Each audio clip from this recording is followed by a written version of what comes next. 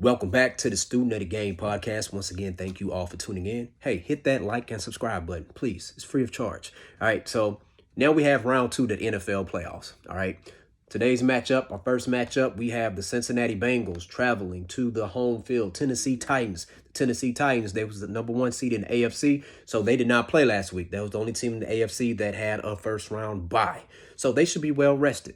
And because they had that bye, guess what? The man of steel, Mr. Derrick Henry, is back, and he's going to be playing with metal in his foot. So he already has a vicious stiff arm, so beware if he has that with that metal foot, man. You don't want him stepping on you, man. He might be like X23 or something, you know. But anyways, this matchup here, Mike Vrabel is a very thorough coach, very thorough, you know what I'm saying? He pays attention to detail, and he's always prepared. He's not going to lose a game because his team is not prepared. They may lose some games, but it's not due to lack of being prepared. All right. I think the Cincinnati Bengals last week, congratulations, they defeated the Las Vegas Raiders. I picked the Raiders to win. Boy, was I wrong. Girl, was I wrong. But I feel like that game, that victory that the Bengals got, I felt like that was their Super Bowl. Okay. Their first playoff win in over 31 years. And it's worthy of congratulating. It is. All right. Let me tell you something, though. Check this out. They could have, the reason why they hadn't had any playoff victories, they passed two playoff appearances because they lost to my Houston Texans. So you are very welcome. You're very welcome, Bengals. But anyways, but they're coming off an emotional high, you know what I'm saying, after finally getting that curse off their back. I don't think they're going to have enough energy in them to be ready for what the Tennessee Titans are going to be bringing to the table. I really don't. I could be wrong, but I could be right, okay? I think I'm right, but if I'm wrong, I'm wrong, okay? You can call me out on it, whatever. But I think Joe Burrow, he's going to do his thing. Jamar Chase is going to do his thing. They're going to do their thing, but I don't think they're ready for what the Tennessee Titans is about to bring. I really don't. And by them being on the road in Tennessee, that's going to play a big part in it also. But I'm rolling with the Tennessee Titans to win this game. I'm trusting Ryan Tannehill, Coach Mike Vrabel, A.J. Brown, Julio Jones. I'm trusting they're going to get the job done. I'm looking for the Tennessee Titans to win this game. Let's see. Let's roll with a score of 24-10. 24-10, all right? Next matchup. Excuse me. We have another number one seed in the NFC, the Green Bay Packers versus the San Francisco 49ers. Man, didn't I call that? Didn't I tell y'all the Niners was going to beat the Cowboys? And I'm not a Cowboy hater. I'm going to tell you something. Had the Cowboys won that game, I feel like the Cowboys could have taken on anybody in the NFC and made it to the Super Bowl, including the Buccaneers and the Packers. But I saw some key mismatches in that game. Like Deebo Samuel, he's not your prototypical wide receiver. Because this guy here, he can line up in the backfield, he can line up in the slot, tight end, whatever, So if you're Diggs, that's different than what he's normally used to covering. Because if they hand him the ball in the backfield, you got to gear up on him like he's a running back, And that's what Deebo Samuel did. He did the thing, man. What you got on my 40, homie? That's what he did, But they're going against the Green Bay Packers. This is going to be a totally different team. But I will tell you, man,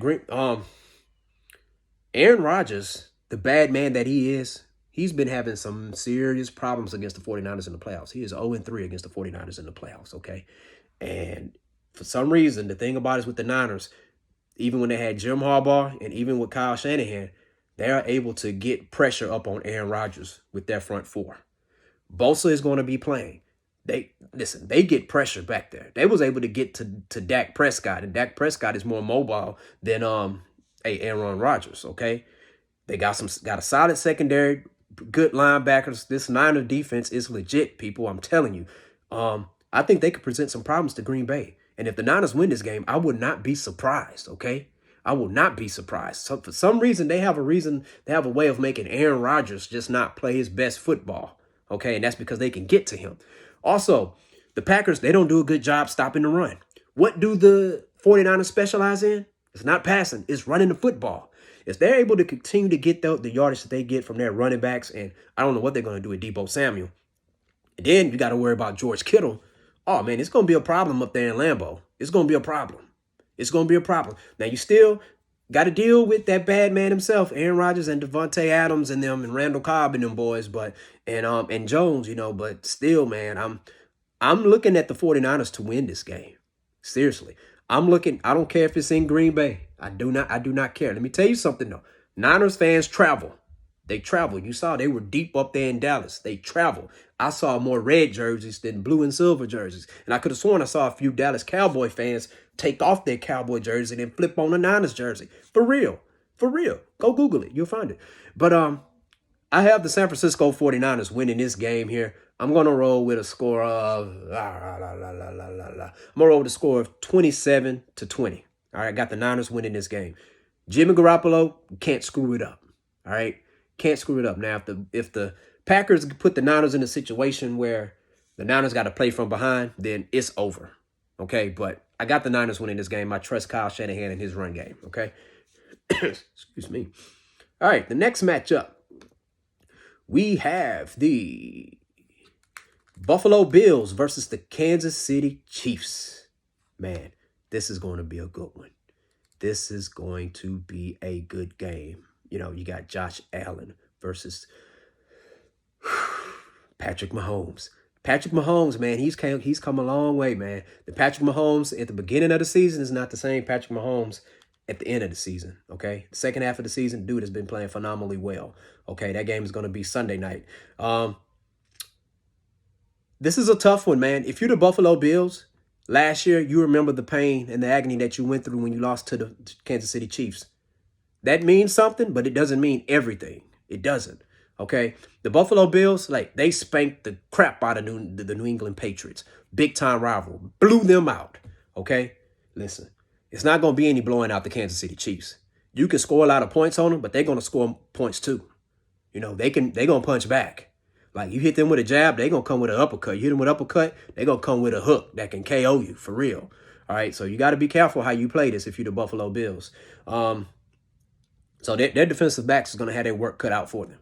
All right, Patrick Mahomes is going to make them work. This is different than going up against Bill Belichick and Michael McCorkle-Jones, okay? Michael McCorkle-Jones is not Patrick Mahomes. If this was the Patrick Mahomes that was in the first half of the season, I'm rolling with Buffalo. But because Patrick Mahomes is more focused, in which I believe he is more focused because now I believe him and his wife finally have their schedule down packed as far as the sleeping schedule and the feeding schedule for their baby. You know what I'm saying? When you have that first kid, you struggle with that. And that affects your sleep, affects how much time you're studying game film. So I think the Kansas City Chiefs, man, I got them winning this game 37. Let me see. What they score, 37? Yeah, I'm going to roll with a score of 37-27. All right? I think the Bills going to put up points, but just not enough, man. Not enough. Josh Allen has a pretty good year. I thought he played better last year, but I'm going to roll with the Kansas City Chiefs, man. Those Kansas City Chiefs, man. Andy Reid, oh, man, the dude is phenomenal coach. Patrick Mahomes, Tyreek Hill, Travis Kelce. What you going to do with that? The Patriots didn't have as much offensive power like that.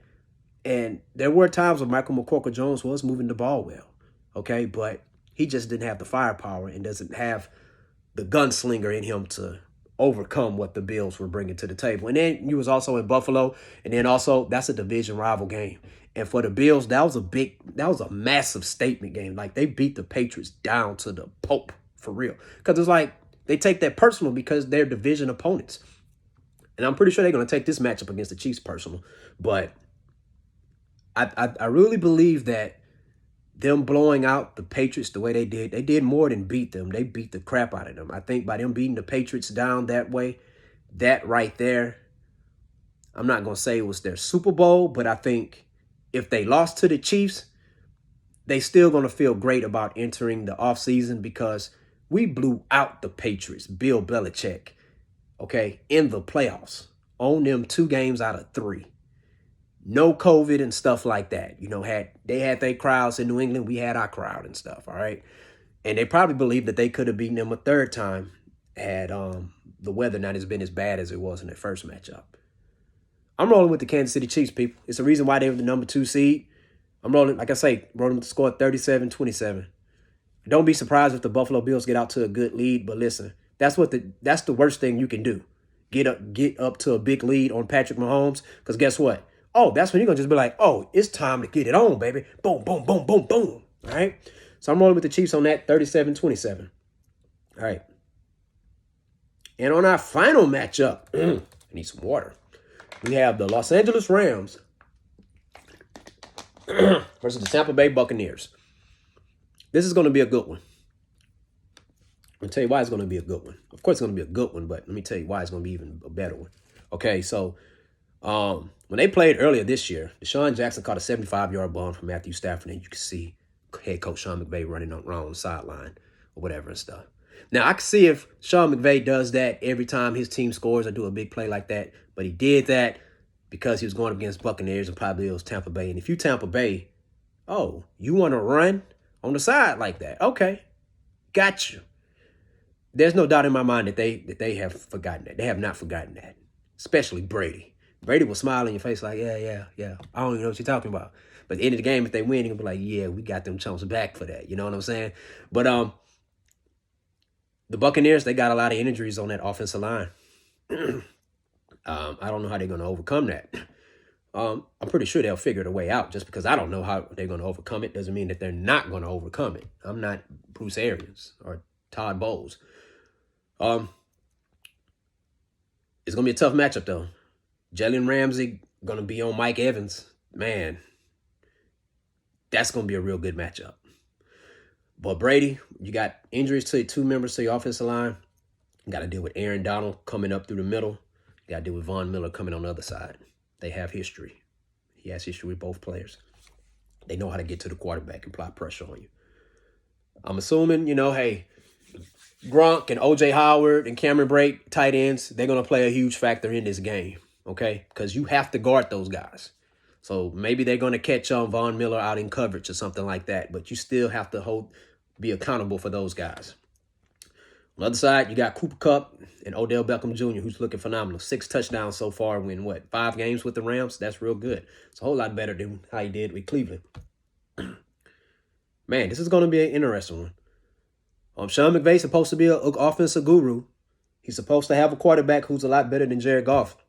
So, to me, anything Super Bowl or less is a bust for him. He's an offensive guru. You traded all them picks to get Matthew Stafford. Let's see what it do.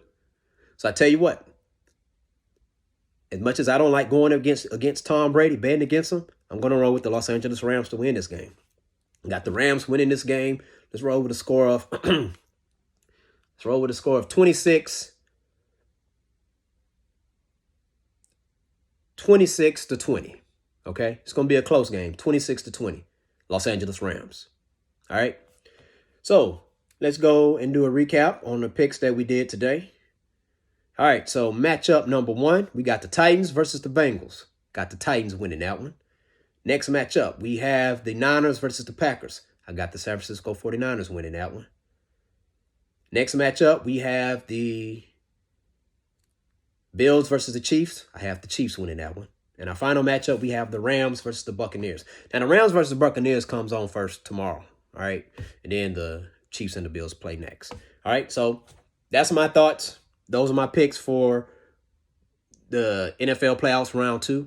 Share your thoughts in the comment section below and let me know who do you believe are going to win today's and tomorrow's matchups, all right? And tell me your reasons why. I don't mind if you disagree. It's all good. Share your thoughts in the comment section below. Hit that like and subscribe button. Thank you all for tuning in. Student of the Game podcast. Peace out.